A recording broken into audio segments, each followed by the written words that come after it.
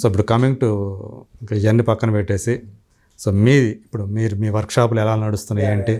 ఎంతోమందికి ఔత్సాహికులు మీరు తయారు చేస్తున్నారు, ఫిల్మ్ మేకర్స్ని, డైరెక్టర్స్ని. ఇది ఒక ఆత్మసంతృప్తిగా ఫీల్ అవుతున్నాను నేను. నాలెడ్జ్ ట్రాన్స్ఫర్ అంటారు దీన్ని, కేటీ అంటారు ఇంగ్లీష్లో. మన నాలెడ్జ్ని ట్రాన్స్ఫర్ చేసి చచ్చిపోవాలి మనం కదా. అది in the name of Geetha Krishna film school అని పెట్టి ఈ 9 సంవత్సరాలు అయ్యేది ఇప్పటికి. ఒక లెవెల్కి వచ్చింది, ఇప్పుడు ఒక లెవెల్కి వచ్చింది. ఒక వర్క్షాప్ చేస్తే గవర్నమెంట్లు కూడా సపోర్ట్ చేసి లెవెల్కి వచ్చింది. రవీంద్ర భారత్లో 30 రోజులు చేసాం, యాక్టింగ్ మీద, స్క్రీన్ ప్లే డైరెక్షన్ మీద మంచి రెస్పాన్స్ వచ్చింది. తర్వాత ఆంధ్ర యూనివర్సిటీలు చేసాం. నెక్స్ట్ విజయవాడ లైలాలో చేద్దాం అనుకున్నాం. తర్వాత రాజమండ్రి కూడా ఎవరో అడిగారు, కర్నూలు ఎవరో అడిగారు అనమాట. కాలేజెస్ పెద్ద పెద్ద యూనివర్సిటీ లెవెల్ కాలేజెస్ అడుగుతున్నారు అనమాట.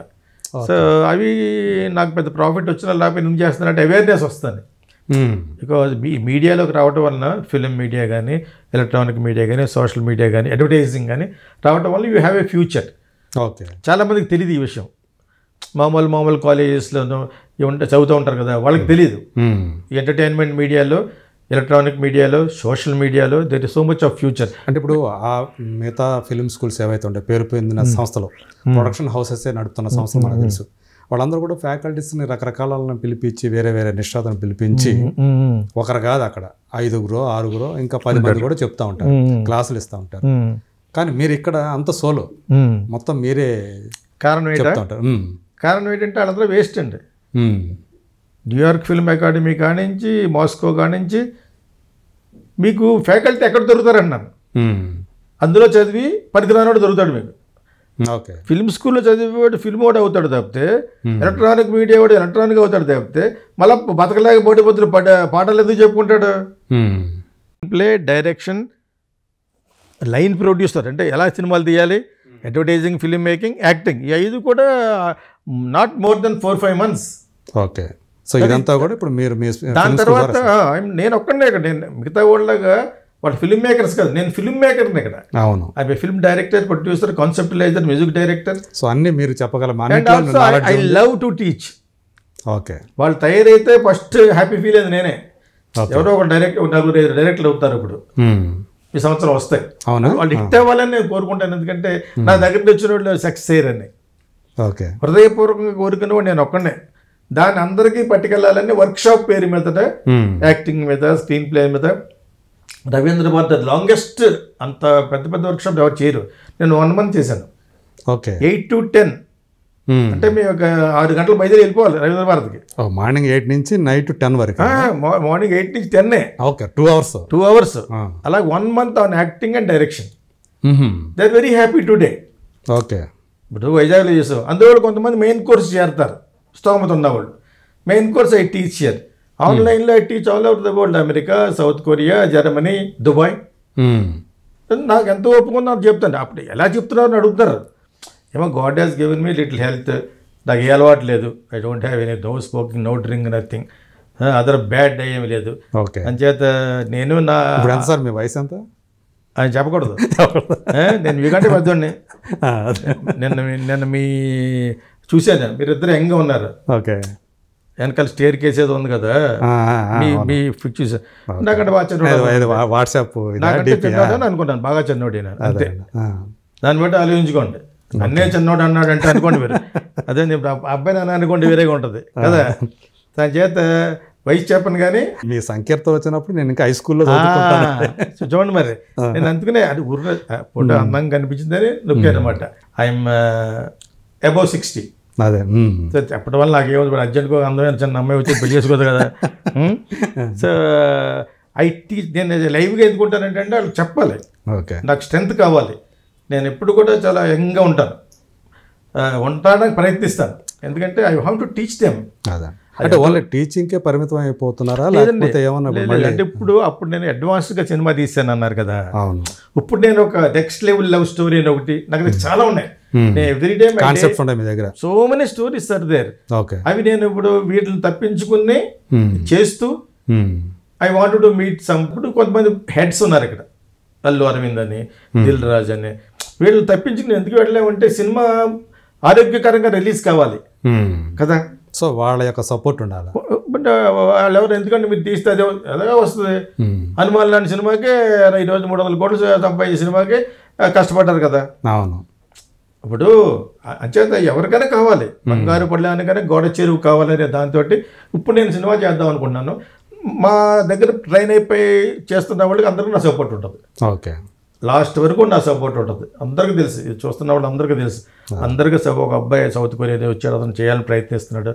ఇంకొకటి ఎవరో ఒంగోలు అబ్బాయి ఒక అతను, అమెరికా నుంచి ఒక అబ్బాయి, వీళ్ళందరూ డైరెక్ట్ చేస్తున్నారు ఆఫీసులో ఓపెన్ చేసి. సో మీరు ఒక పక్క టీచ్ చేస్తేనే ఒక రకంగా చెప్పాలంటే మీరే మోటివేటర్ కూడా. గైడ్ చేస్తాను, డోంట్ డూ మిస్టేక్స్ అంటాను. మీకు మించిన తలకు మించిన ఇది పెట్టేసుకోకండి. మీరు సింపుల్గా బాగా తీయండి అని బలగం గురించి చెప్తాను, ఇంకో చిన్న సినిమా గురించి చెప్తాను, ఇంకా ఎవరో కూడా చిన్న చిన్న అటువంటి సినిమాలు బాగా ఆలోచించి కష్టపడి తీయండి. చిన్న చిన్న ఏమన్నా ఉంటే చెప్తాను నేను అంటాను అనమాట. సో అంటే మీరు ఏదైతే మీకు ఈ సపోర్ట్గా ఉన్నారో దిల్ రాజు గారు, మొన్న సంక్రాంతి సినిమాలకు వచ్చినప్పుడు ఆయన మీద చాలామంది వేళ్ళన్నీ ఆయన మీద చూపించినాయి. అంటే హనుమాన్ విషయంలో ఆయనకి థియేటర్లో రాకుండా. ఇప్పుడు ఒకప్పుడు రాళ్ళు వారి మీద చూపించేవారు, ఇప్పుడు ఇతని టైం బాగుంది, ఈజ్ డూయింగ్ వెరీ వెల్. ఒకటే అనుకుంటున్నా వస్తే అతను ఫ్లాప్ అయిన సినిమాల గురించి మాట్లాడుకుంటలేదు మనం. అన్ని కూడా నవ్వుతోటే ఎందుకు స్వీకరిస్తున్నాడు, అతను అలా రాటు తీరిపోయాడు. అతని టైం, అతను డబ్బులు చేసుకునే సినిమాలతో పాటు డబ్బులు పోగొట్టుకునే సినిమాలు కూడా ఉంటాయి. ఎన్ని లేవండి, ఉన్నాయి, బట్ ఎక్కడ కూడా ముఖం మీద చూపించడం. ఇప్పుడు గుంటూరు కారమే ఉంది. సో తెలంగాణ ఏరియాలో అతనికి నష్టం రాదు. అది అతను బాగా హార్డ్ కోర్ బిజినెస్ మ్యాన్ అయిపోయాడు. ఓకే, బాగా రాటు తీరిపోయాడు అందులో. అంచేత అతనికి తెలుసు అతనికి సెట్ ఆఫ్ ఫైనాన్సింగ్. అంటే ఇప్పుడు గుంటూరు కారం ద్వారా ఆయనకు నష్టం రాదు. ఓకే, ఇది చాలా అనుకుంటే చాలా మంది ఇంత ఉంటే ఎంత అనేసుకుంటాం. యాక్చువల్గా చాలా చాలా స్ట్రాటజీలు ఉంటాయి. అతను ఎంతమందికి ఎవరికైనా ఇచ్చాడో ఇంక జోలు ఉంటాయి. యాక్చువల్గా బాగా పోయిన సినిమాలు అంటే శాకుంతలం ఏదో సినిమా వచ్చింది కదా, అటువంటి వాష్అవుట్ అయిపోయినాయి. ఓకే, అయినా కూడా ఏం చేస్తాడు, అది కూడా ఏదో ఉంటుంది, అండర్స్టాండింగ్ ఉంటుంది, అంత ఎంత ఉండదు. పోయేవాళ్ళు చాలా మంది ఉంటారు, పెట్టేటప్పుడే అండర్స్టాండింగ్ ఉంటుంది. అంచేత అంతలా లోతుగా నేను చెప్పలేను, కానీ ఒకళ్ళు కొంతమంది కొంత పీరియడ్ జరుగుతూ ఉంటుందండి. ఆ పీరియడ్లో అందరూ వేలు పెట్టి చూపిస్తూ ఉంటారు. ఇప్పుడు అతను నేనేదో చాలా కోప్పడి ఏదో మాట్లాడాడు అక్కడెక్కడను, మరి అందరూ ప్రతి సంక్రాంతికి అతని మీద నక్షత్రాలు వేస్తూ ఉంటే ఎవరికైనా కోపం వస్తుంది. అదేనండి. ఇప్పుడు ఇదే దిల్ రాజు ఒక థియేటర్ నుంచి వాళ్ళ కజిన్ యాక్ట్ చేసిన సినిమా నుంచి నడుచుకుంటూ వెళ్ళిపోతాడు 15 నిమిషాల ముందు. నేను దాని గురించి చెప్పాను ఎవరో ఛానల్లో. కూడా పడి ఏంటంటే ఈ సినిమా కెమెరా పట్టుకునే అన్నట్టు కెమెరా పట్టినట్టు ఏంటంటే సినిమా అంటే తీసాం, మీకు ఇష్టం ఉంటే చూడండి, లేకపోతే మానేయండి అని అక్కడికి అవాయిడ్ చేసుకుంటూ అందరూ ఎదురుకుండా ఎందుకని చెప్పేసి 10 నిమిషాల ముందే కారు ఎక్కేసి వెళ్ళిపోయాడు. నేను చాలా ఫీల్ అయినప్పుడు. అంటే మీడియాలో అడుగుతుందా, అది ఎవడో తీసేసాడు. ఓకే, వీటి అడగటం, ఆయన మామూలుగా వెళ్ళిపోవడం, అక్కడ కూడా ఏం అనలేదు. అలాగా చాలా కాలం వరకు ఓర్పు, నా గురించి చెప్పేయడం కాదు, చాలా కాలం ఓర్పు వరకు అల్లు అరవింద్ అంతే అవాయిడ్ చేసేస్తాడు ఏమన్నా మీటింగ్లే. ఓకే, వెళ్ళిన మీటింగ్లో ఆ సినిమా గురించి మాట్లాడాలి అంటే అతనికి ఏదో సంబంధం ఉండి ఉంటుంది. ఇప్పుడు కాంతారా సినిమా ఉంది, ఈ స్పోక్ గ్రేట్, అలాగే అతనికి 5-6 కోట్లు 8 కోట్లు వచ్చి ఉంటుంది.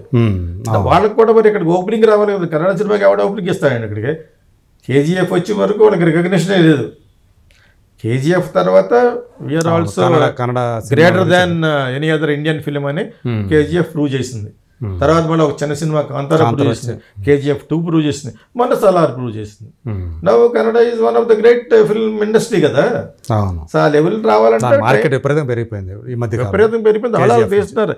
ఇక్కడ నుంచి జర్నలిస్టులు ఎవరో చెప్పారు అడగొద్దు నన్ను, ఫ్లైట్ ఇచ్చి ఆ ప్రెస్ మీట్ ఇక్కడ పెట్టచ్చు కావాలంటే. ఇతను ప్లీజ్ చేయడం కోసం ఇక్కడి నుంచి ప్రెస్ 20 నుంచి 30 మందిని ఫ్లైట్లు ఇచ్చి స్టార్ హోటల్ ఇచ్చి press meet తీసుకెళ్తున్నారట.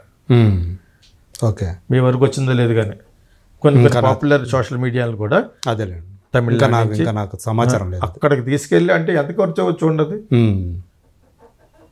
So much expenditure is, కానీ వాళ్ళకి కావాలి, అది వాళ్ళకి ఆ పేరు కావాలి. ఆ లెవెల్కి వెళ్ళిపోయింది కన్నడ ఇండస్ట్రీ. సో అప్రిషియేట్ రావాలి, ఒక్కొక్కరికి ఒక టైం వస్తే. వాళ్ళు కూడా పెద్ద ఫిల్మ్ మేకర్లు వచ్చారు, పెద్ద ఫైనాన్సింగ్ కంపెనీస్ వచ్చినాయి. దాని చేత it is doing very well now, Kannada is doing well. అవును, ఇదివరకు రాక్లైన్ వెంకటేష్ పేరు ఎక్కువగా అనిపించేది. ఎవరి హీరో ఎవరికి మార్కెట్ ఉంటే అతను సురేష్ బాబులా చేసేవాడు.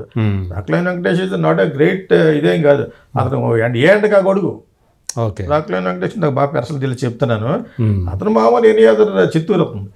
ఏవయ్యా ఎండగా గొడవ ఏళ్ళ కాదు ఏళ్ళతో ఎక్స్పెరిమెంటెడ్. విజయ్ కిరణ్ దూరం వచ్చేసి అదే హోమ్లే ఫిలిమ్స్ చేసాడు. దాని తర్వాత పట్టిన ఉపేంద్ర పట్టుకున్న సినిమా చేస్తూ ఉంటాడు రాకులేను. ఒక మల్టీప్లెక్స్ కట్టేసి సెటిల్ అయిపోయాడు. అతను కూడా వయసు అయిపోతుంది కదా. అతను సురేష్ బాబు కలిసి ఒక మల్టీప్లెక్స్ కట్టినట్టున్నారు. మంచి ఏరియా ఏం కాదు అది, ఇంకా మంచి ఏరియాలు కట్టవలసినది. ఇటువంటి మన మల్టీప్లెక్స్ కట్టారు ఈ మహేష్ బాబు దాంట్లో. అంత మంచి సెంటర్ కాదు అది బెంగళూరులో. నాకు బెంగళూరు గురించి బాగా తెలుసు. సో అదే ఇప్పుడు ఈ వీళ్ళు ఆ పేరు రాదు కదా నాకు, కాంతారా ఫైనాన్సర్స్ వాళ్ళు కేజీఎఫ్ పేరు రాదు నాకు. అది దే ఆర్ డూయింగ్ వెల్. వాళ్ళు మా దగ్గర చదువుకున్న అసిస్టెంట్ డైరెక్టర్లు కూడా వెళ్ళారు మన అక్కడికి. వాళ్ళు అసిస్టెంట్ డైరెక్టర్ కావాలని అనౌన్స్ చేశారు. అదే వాళ్ళకి ఇక్కడ మనకు సపోర్ట్ చేసేది కైకాల నాగేశ్వరరావు గారు, సత్యనారాయణ గారి బ్రదర్. ఎలాగండి అది ఆయనకి సంబంధం ఏంటి? అయితే తెలుసు అనుకుంటా. అంటే అంతేనా ఆయన ఫోటో వేసారు సినిమాలో బిగినింగ్ సత్యనారాయణ గారు. నిన్న మొన్న అనుకో ఏళ్ళకాళ్ళకి ఏంటంటే నాగేశ్వరరావు ఫ్రెండ్స్ వాళ్ళు అయితే ఉండొచ్చు. వీళ్ళు కూడా ఒక విధంగా ఫైనాన్షియల్ కింద లెక్క సత్యనారాయణ గారి ఫ్యామిలీ. అదే అనుకున్నా వాళ్ళేంటి సత్యనారాయణ గారు బొమ్మ వేసారేంటి అని అనుకున్నాను. అదే పెద్ద సినిమాలు వేసారనమాట. అంటే వాళ్ళ సినిమా హోమ్లే ఫిలిమ్స్ అన్ని తెలుగులో ఈయన కైకాల నాగేశ్వరరావు గారు చూసుకుంటా ఉంటారు. ఈయన చాలా జాగ్రత్త మనిషి, తెలుసు కదా. అవును, సత్యనారాయణ గారు యాక్టర్ అయినా ఈయన చాలా చాలా ఆచితూచి బిజినెస్ వ్యవహారాలని ఈయన పెద్ద ఎక్కువ అదిగా మాట్లాడుకోవడం అది చేయడు. రాగా ఆయన ఎక్స్పోజ్ ఎక్కువ. నేను సినిమా తీశాను కదా సత్యనారాయణ, నాకు బాగా ఫ్రెండ్ అయినప్పటికీ. ప్రతిరోజు ఏంటి సర్వర్ సుందర్ గారు అబ్బాయిని, ఓకే, ఆయన మెయిన్. ఆయన చంద్రబాబును అనుమలికి తమ్ముడు చిన్న హీరో క్యారెక్టర్ పెట్టామన్నమాట. ఓకే, అది ఇప్పుడు వాట్సాప్ ఇందులో పెడుతున్నాం సోషల్ మీడియాలో. అవునా, ఓటీటీకి అమ్మేస్తున్నాం. అది ఇప్పటివరకు అమ్మలేదు, నా ఓన్ ఫిల్మ్ అది. కింద ఏదో హృదయాంజలి అని పెట్టి, అంటే ఆ టైటిల్ తప్పు. అది సర్వర్ సుందర్ గారు నా టైటిల్ కాదు అది. అదే సర్వర్ సుందర్ గారు పెద్ద టైటిల్ టైటిల్ కాదు. కాకపోతే సినిమా బాగుంటుంది. నేనే మ్యూజిక్ చేసిన దానికి. అదే అప్పుడు నాకు తరచూ నాగేశ్వరరావు కలుస్తూ ఉండేవాడు. అదే సంబంధం నాకు అర్థమైంది కాదు. వీళ్ళకి ఏంటి సంబంధం, కన్నడ కదా అనుకునేవాడు. Nice, good information. Thank you sir, thank you Geetha Krishna garu. చాలా వాల్యుబుల్ ఇన్ఫర్మేషన్ ఇచ్చారు రాజకీయాల గురించి. All the best for your channel.